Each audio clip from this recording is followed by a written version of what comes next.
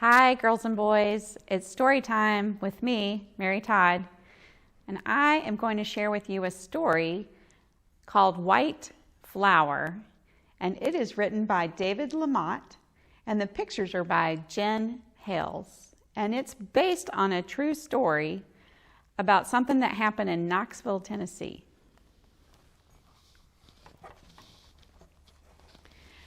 The day was bright and sunny, as most May days tend to be, in the hills of Appalachia down in Knoxville, Tennessee.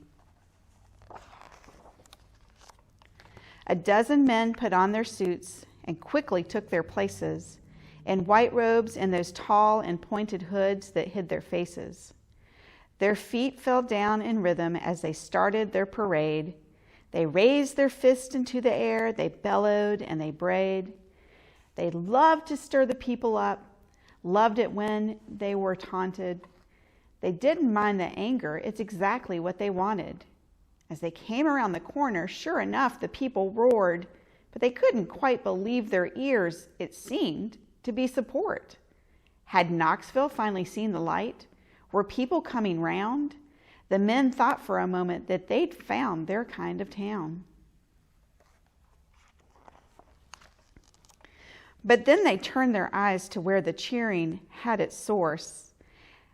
As one, their shoulders crumpled when they saw the mighty force. The crowd had painted faces. Some had tacky clothes, their hair and hats outrageous. Each had a bright red nose. The clowns had come in numbers to enjoy the grand parade. They laughed and danced that other clowns had come to town that day.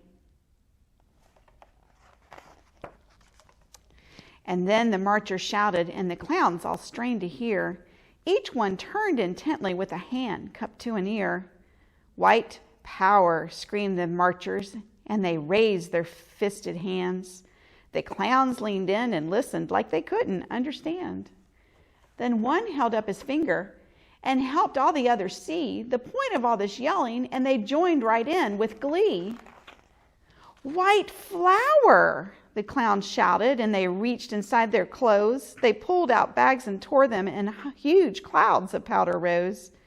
They poured it on each other, and they threw it in the air. It got all over baggy clothes and multicolored hair.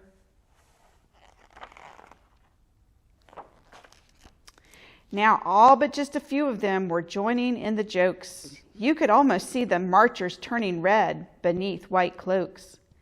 They wanted to look scary. They wanted to look tough.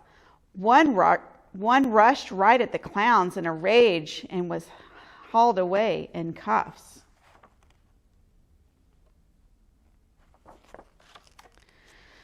But the others chanted louder, marching on around the bend. The clowns all marched on too, of course, supporting their new friends. White power, came the marchers' cry. They were not amused.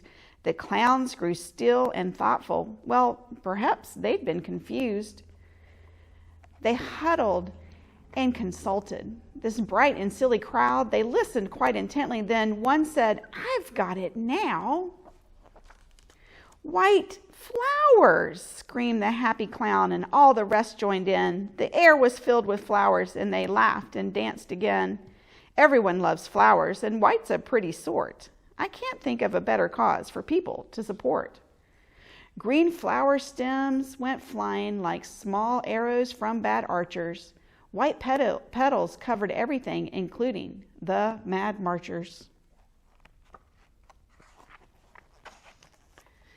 And then a very tall clown called the others to attention. He choked down all his chuckles and he said, "Friends, I have to mention that what with all this mirth and fun, it's sort of hard to hear, but now I know the cause that these paraders hold so dear." "Tight showers," the clown blurted as he hid his head in wonder. He held up a camp shower and the others all got under. Or at least they tried to get beneath. They strained but couldn't quite. There wasn't room for all of them. They pushed, but it was tight.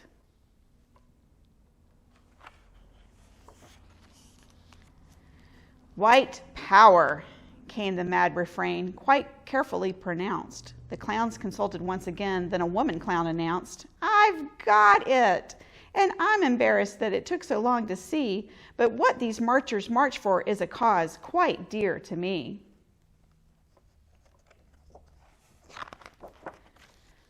Wife power, she exclaimed, and all the other clowns joined in. They shook their heads and laughed at how erroneous they'd been.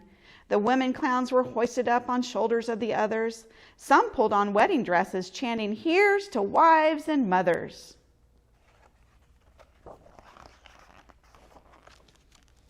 The men in robes were sullen. They knew they'd been defeated. They yelled a few more times, and then they finally retreated. And when they'd gone, a kind policeman turned to all the clowns and offered them an escort through the center of the town. The day was bright and sunny, as most May days tend to be, in the hills of Appalachia down in Knoxville, Tennessee. People joined the new parade. The crowd stretched out for miles. The clowns passed out more flowers and made everybody smile.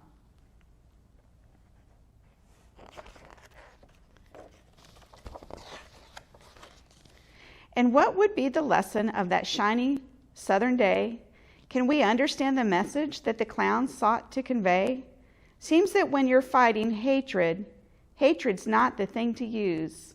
So here's to those who march on in their big red floppy shoes.